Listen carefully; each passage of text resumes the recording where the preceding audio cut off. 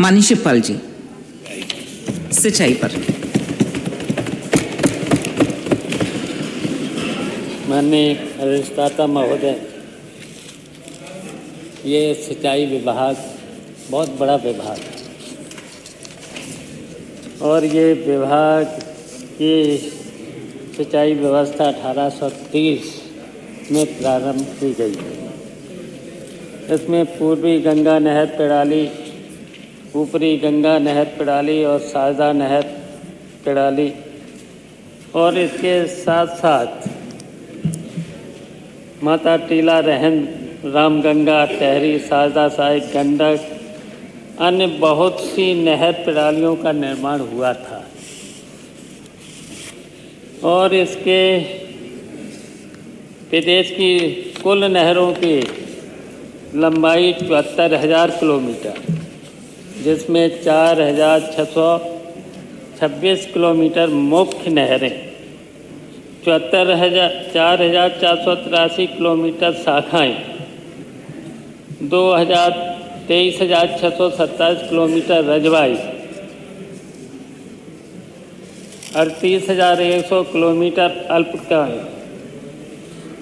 बड़ी पंप नहरें 225, लघु डाल नहरें 29,500 क्यूसिक तथा 4,600 नलकूप क्यूसिक क्षमता वाली राज्य की नलकूप। तो ये बहुत बड़ा विभाग था और 1830 में ये शुरू किया गया था। लेकिन मैं जो भी अभी मंत्री जी ने बजट रखा है, तो अगर इनकी क्षमता बढ़ाने का तो कोई काम किया नहीं है, इन 8 सालों में कोई क्षमता बढ़ाने का काम नहीं किया है और न तो इनकी सिल्ट सफाई का कोई काम हुआ है। अगर सिल्ट सफाई इनकी पूरी तरह से निकाल दी जाती तब भी कम था, क्योंकि क्षेत्र बहुत बड़ा है। तो जब सिंचित क्षेत्र बड़ा है तो नहरों, जहाँ से भी नहर, गंगा से या कई नदियों से जहाँ से शुरुआत पानी बढ़ाने की जाती, तब तो सिंचित व्यवस्था ठीक होती। लेकिन माननीय मंत्री जी ने प्रयास किया है, लेकिन माननीय मंत्री जी ने प्रयास क्या किया है, जबकि सिंचित व्यवस्था में था, कभी जब भी सिल्ट वगैरह निकाली जाती थी तो कभी मशीनों का प्रयोग नहीं किया जाता था, और मशीनों का प्रयोग जब नहीं किया जाता था और जब सिल्ट निकाली जाती थी तो वहाँ के मजदूर जो खेती पर निर्भर हैं, जिनके पास खेती नहीं होती थी लेकिन खेती पर निर्भर थे, उनके द्वारा सिल्ट निकाली जाती थी। लेकिन आधुनिकीकरण सब बड़ी बड़ी मशीनों का, और यहाँ तक कि जब नहरों में क्षमता, जब पानी देते थे तो उसके डोला होता है, एक डोला, माननीय मंत्री जी डोला समझ रहे होंगे। लेकिन अब की बात मैंने देखा कि उन मशीनों के द्वारा वो डोला ही नहीं रखा है। जब डोला ही नहीं है तो उसकी क्षमता नहीं बढ़ सकती है, वहीं पर नहर कट जाएगी, और जब कट जाएगी तो टेल की बात तो दूर, खेत में तो पानी फिर पहुँचेगा नहीं। और इतनी जब अल्पकाएँ से लेकर के इतने रजवा से लेकर इतनी माइनर के रहते सफाई, अगर मैंने तो अपने समय में 2 बार इनकी सफाई और सिल्ट निकालने का काम किया था।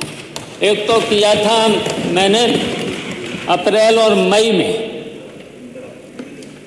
अप्रैल मई में समय भी मिल जाता था, पूरी की पूरी सफाई हो जाती थी। अब इनका सफाई का टाइम है नवंबर में। वैसे तो जब शुरुआत थी तो अक्टूबर के महीने में, अब नवंबर के महीने में, अब जब नवंबर के महीना में बुवाई होती है फसल की, तब इनकी सिल्ट निकाली जाती है। तो लगातार 1 महीना चलता है तब तक बुवाई का टाइम ख़त्म हो जाता है। तो इसके साथ साथ ट्यूबवेल भी हैं, ट्यूबवेल से दाल सिंचाई है। बहुत बड़ी योजना है सिंचाई के लिए, किसानों के लिए, लेकिन सफाई नहीं हो रही है। आज भी आजमगढ़ विधानसभा गोपालपुर क्षेत्र में मुझे शिकायत मिली है, अंतर्गत आता है सही समय पर पानी नहीं छोड़ा गया। साथ साथ कई सालों से सफाई का नाम सिर्फ खाना पूर्ति है। मैंने अपने यहाँ भी मंत्री जी से 1 महीना पहले करीब किया था कि भाई पानी की बहुत ज़रूरत है। फसल खड़ी हुई है, लास्ट फसल को पानी देना है, लेकिन एक नहर में तो पानी दे दिया था कुछ दिनों बाद, तुरंत तो नहीं पहुंचा, 1 हफ्ते बाद पहुंचा था मंत्री जी। 1 हफ्ते बाद मंत्री जी को पता ही होगा कि जब नहर से पानी छोड़ा जाएगा तो रास्ते में चलते पानी में 1 हफ्ता तो लगे ही जाए। बगल में नहीं है, बगल में नहीं है, ओखला कितनी दूर है। फिर उसके बाद और जब दूसरी बार आप पता लगा लेना, दूसरी नहर में पानी जब पहुंचा, वो नहर तोड़ दी गई। उसके बाद 15 दिन में शुरू हुआ, तो 15 दिन के बाद फिर 1 हफ्ते बाद 24 दिन के बाद उस नहर में पहुंचा है। तो माननीय मंत्री जी, बहुत कुछ नहीं मुझे कहना है, बहुत कुछ नहीं बोलना भी नहीं है, लेकिन इन नहरों की सफाई 2 बार करा दीजिएगा, 2 बार करा दीजिए साल में। जब बुवाई का वक्त है तब आप सफाई में लगा देते हो, तब तो केवल सिल्ट निकाली जाती है। लेकिन अगर आपको नहरों की सफाई करानी है, खुदाई करानी है, उनका जहाँ तक वो तो जब नहर बनी थी तब उसका वहाँ पर चिन्ह लगा है, इतनी नहरों की सफाई हो जानी चाहिए। अब आजकल क्या हो रहा है कि जहाँ पर रास्ता रोड होता है वहाँ तो आगे पीछे करा देते हैं और पूरी की पूरी नहर छोड़ देते हैं, तो उसमें कोई देखभाल भी नहीं हो पाती है। तो ये किसानों की बहुत परेशानी है।